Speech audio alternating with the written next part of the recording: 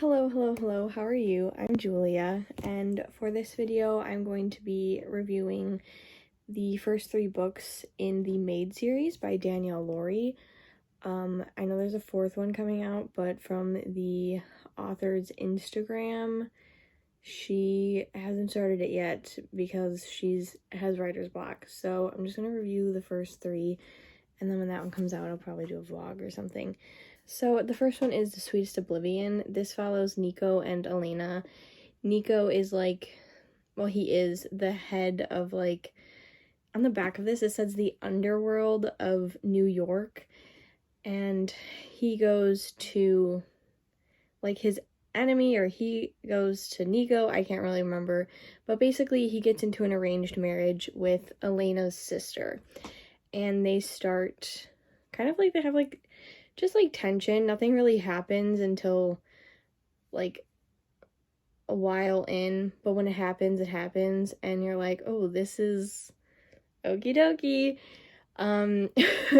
But they start, and then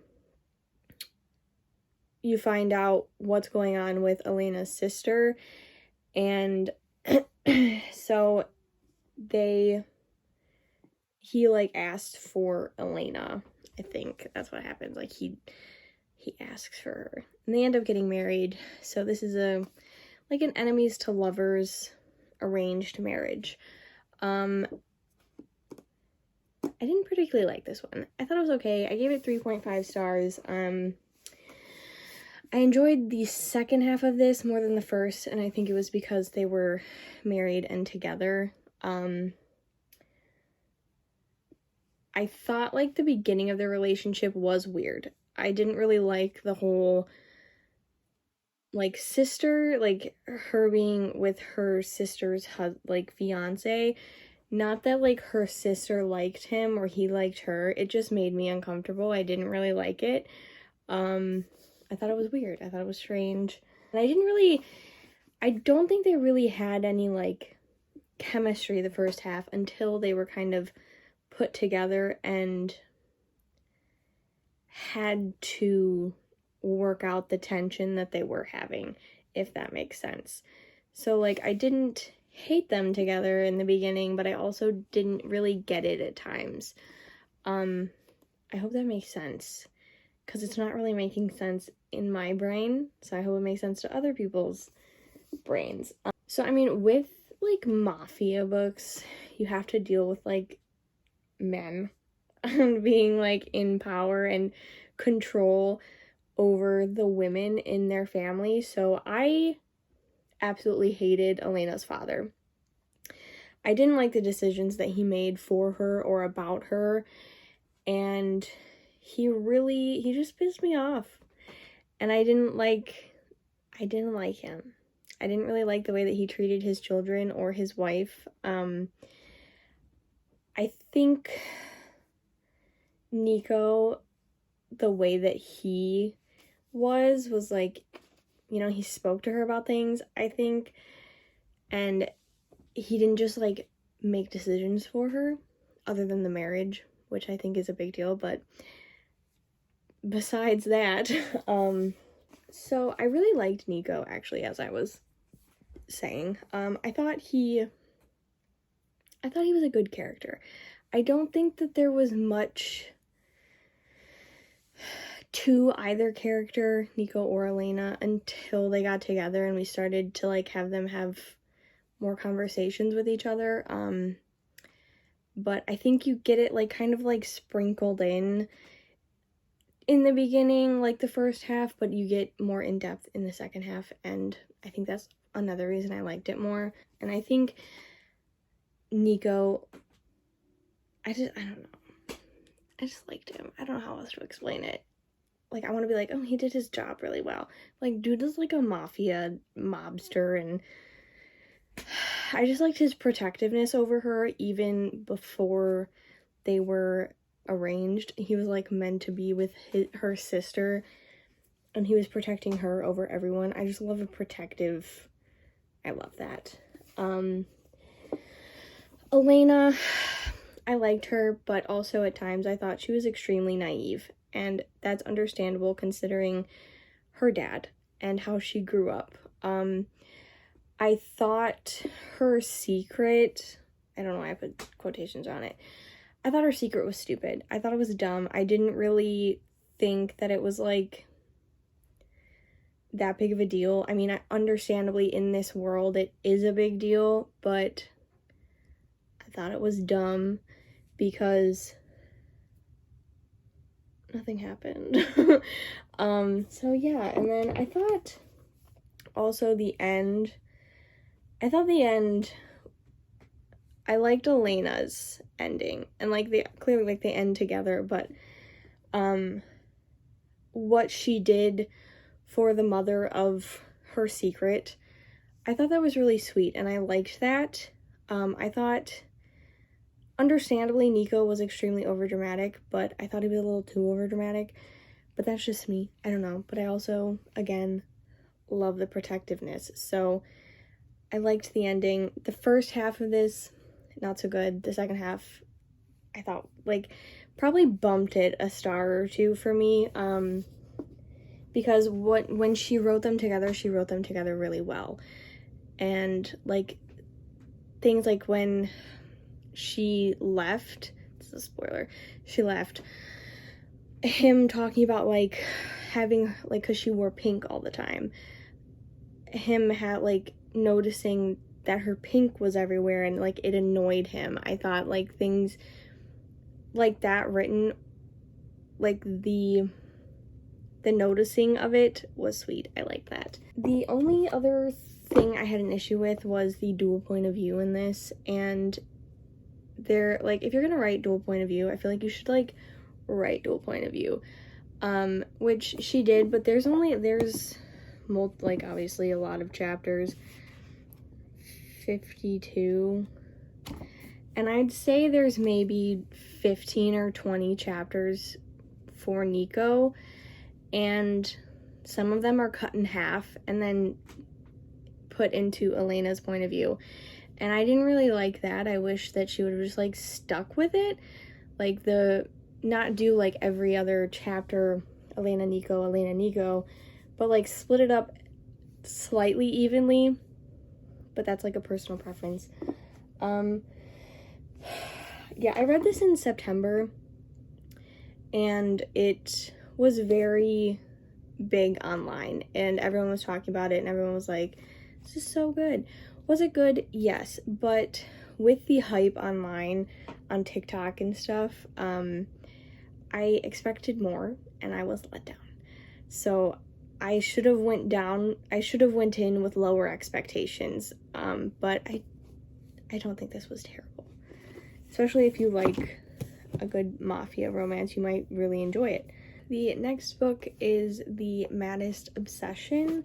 This follows Christian and Gianna.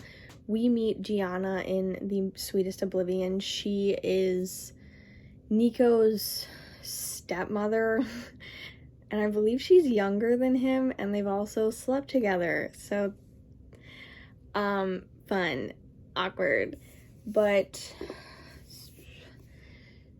his dad has been dead for a couple of years, Nico's dad, so she is kind of alone in this world, and that's not really safe. So Nico, who is now, like, the head of this area, tells her that she needs to get married, and she's, like, dead set against it. She's like, I would rather die than get married to literally anyone. So we meet Christian, and Christian works for the FBI, and he has basically loved Gianna forever, and it's super sweet, and I loved Christian. I loved him. But basically, we meet them, and this is also an enemies to lovers. So we meet them, and they're kind of, he knows her, but she doesn't know him. It's really interesting. I really liked that aspect of it. But yeah, that's basically what it's about, is them kind of enemies to lovers. And he or she moves in across from him. It's so good. I loved it. I I definitely enjoyed this one more than the first one, and I think that was because it was like a quicker relationship. Like, we got more of them together, which when I'm reading a romance, like, that's what I want. I want them together. I don't want like bullshit. So I really enjoyed that. When we meet Gianna in the Swedish Oblivion, I didn't really like her. I thought she was annoying. She's kind of played off in the Swedish Oblivion as like this drug addict who's just like constantly on coke and just constantly high and just dresses weird and just is not a fun time to be around because she's just not right in the head. But she's like sober 99% of the time in this book. Like, I think she got high once and it was because something happened, so she, like, that was her coping mechanism at the time. And Christian knew, which was so sweet.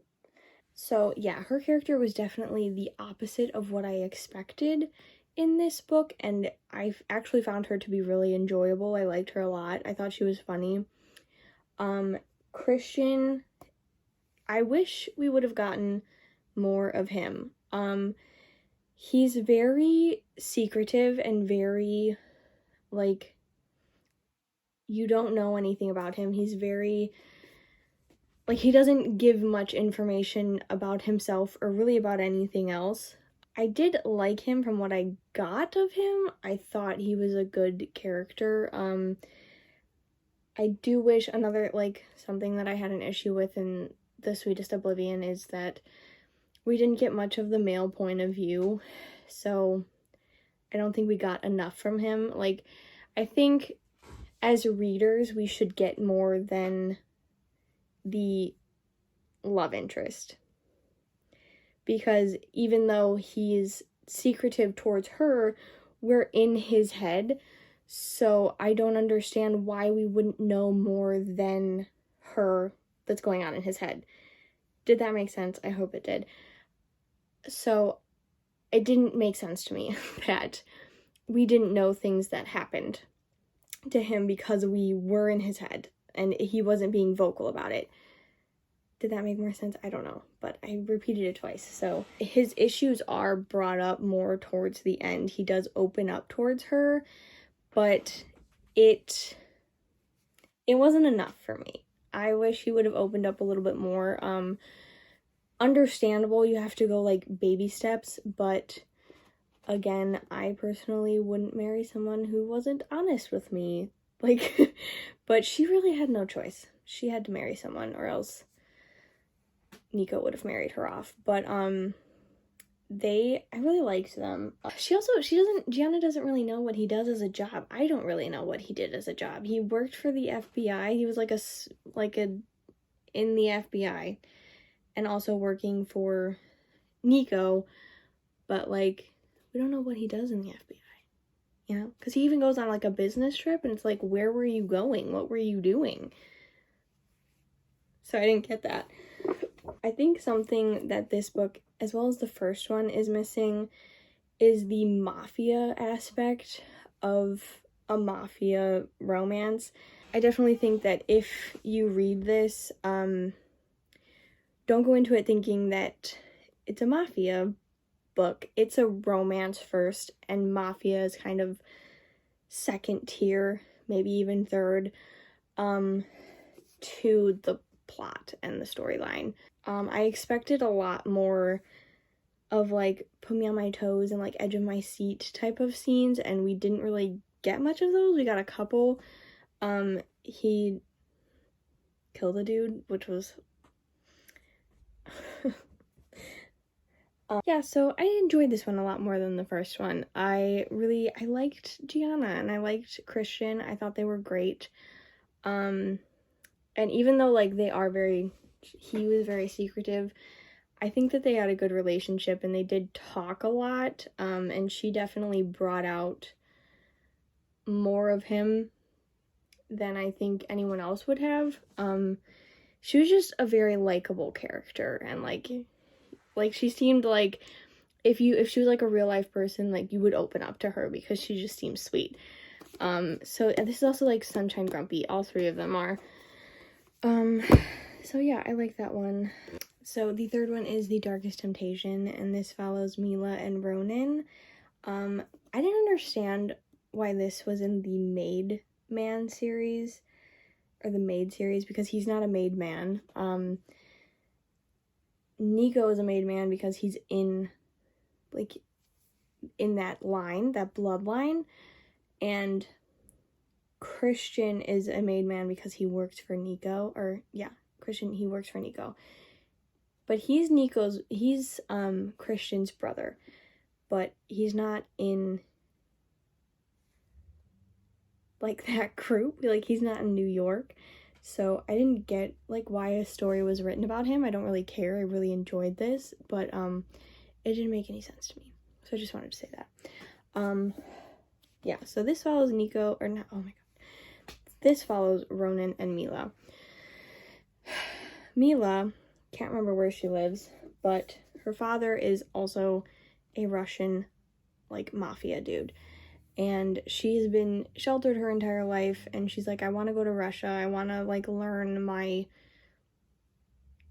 my country and where I come from and blah, blah, blah. And her dad is like, no, you can't go there. It's dangerous. But she doesn't know that he's a mafia person.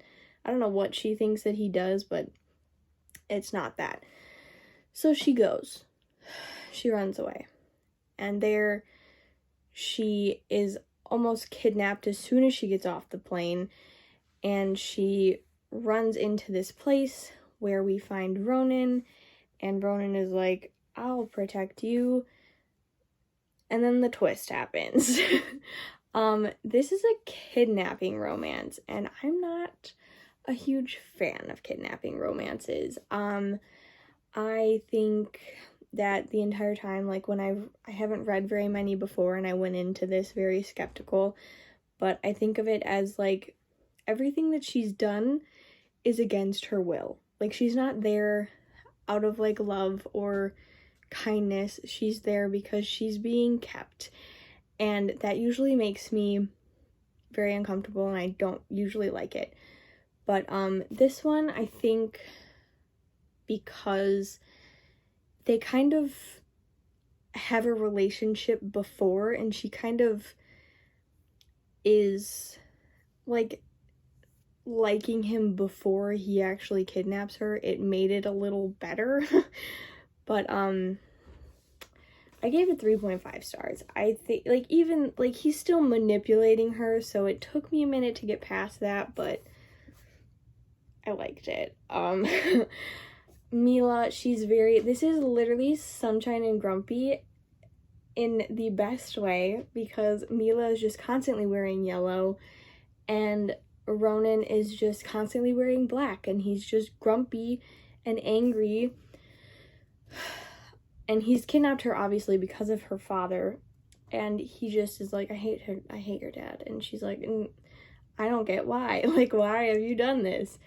And it's really good. I really enjoyed this one. I think my star reviews on Goodreads, like, if you are friends with me on Goodreads, don't trust them, because I filmed these way too long after, and I usually have changed feelings. Not much. Like, it stays the same, but this one I gave 3.5 stars, and I think I rounded up to 4. But this is a book that I, like, when I'm, like, in bed and trying to go to sleep and I'm like, I can't sleep. This is the one that I usually go back to and I read them. I loved them. Mila's just so good. She was so happy and so, like, she was so sassy towards him, and it was great. And Ronan was just, like, not taking, well, he was taking her shit. He was like, I don't want to deal with you, but I'm going to. And his little monologue after he flips the table, and he was like, I can't remember what she said, but he was like, do you think kidnappers allow their captive to eat vegan? Like, and it just, like, the little things that he does, like, to show his love, I loved it. I loved Ronan. So yeah, I did like that, just to like get back, because I was like rambling, I did like that she put them together so that we kind of got the feel that they liked each other before he kidnapped her, even though it was that manipulation. I ended up believing in their love at the end. We got more of his point of view in this book, and it was really nice to get that, to get the tension and the second guessing on both ends. So I like how she wrote that. So we do meet Ronan in the Maddest Obsession, but it's through phone calls with his brother, who is Christian, and I believe I mentioned that. But so we don't really get much of him, and I feel like it was kind of nice going in with like little to know about him. Like, he was very like mysterious, but I also kind of wish that we would have gotten to know more about him beforehand. But I did like how he was written. I just wish I would have been more intrigued with not only his character but Mila's character. I did really enjoy their characters. I just wish we would have gotten to know them a little better before jumping into their book. So yeah, but I don't think it takes away from the book either. So as I said, we get more of his point of view, and I think Ronan's point of view, and I think because of that we got more of the mafia aspect of this, like with his point of view, like we're getting his job more, and we got more of like the scenes like him beating the shit out of people, and I liked that. Thought that was fun to read. This is kind of like off topic, like not a huge deal, but Gianna and Christian were meant to be, like, they show up at the beginning of the book, or like not really the beginning, like after he's kidnapped her, and Gianna and Christian show up with their daughter, and they're like, yeah, we're gonna stay a couple of weeks, and then they just disappear, and then they come back, and I just thought that was weird. Like, why weren't they involved more in the book? Because we get like a couple of scenes with them, and boy, does Gianna come through. Loved her in this as well. And she wrote the kid really funny. I liked the kid. I thought Mila's like dad storyline was really interesting as well, because she saw things growing up but didn't really know what they were, and I thought it was interesting of her like being here with him, because I can't remember his name, but her dad, Ronan, used to work for her dad, and so he knows kind of some of his secrets, and he doesn't even really tell her, but he tells her. And so I liked that they had that they came to trust each other. She came to trust him, and even though like the circumstances. Also, the ending, we get a 4 months later, and I wasn't a huge fan of it. It felt very rushed, very, okay, I have to finish this up, when I would have rather personally read 100 more pages of them after the fact than just a jump and a done. So that's me. I felt a little annoyed with the end, but what are you gonna do? Oh god, I never know if these are good. So yeah, that's it. My favorite is definitely The Darkest Temptation. I think it surprised me the most. I think they're all good, but I definitely think that it goes in order, like backwards. So the Darkest Temptation is my favorite, and then The Maddest Obsession, and then The Sweetest Oblivion. I wish we would have gotten more Nico and Elena in the other books, but we didn't get them. We had a little bit in The Maddest Obsession, because Gianna and Elena are friends. And we got like cute scenes of Nico like calling Elena. I always forget things, but like I can't talk about everything. But yeah, I liked these. I think they're good. I will definitely read Sebastian's story, who Nico kills his brother and then ends up working for Nico. So I think that'll be interesting to read and to see who his love interest is. So thank you so much for watching. I hope you enjoyed. Please comment, like, and subscribe, all that jazz. Bye!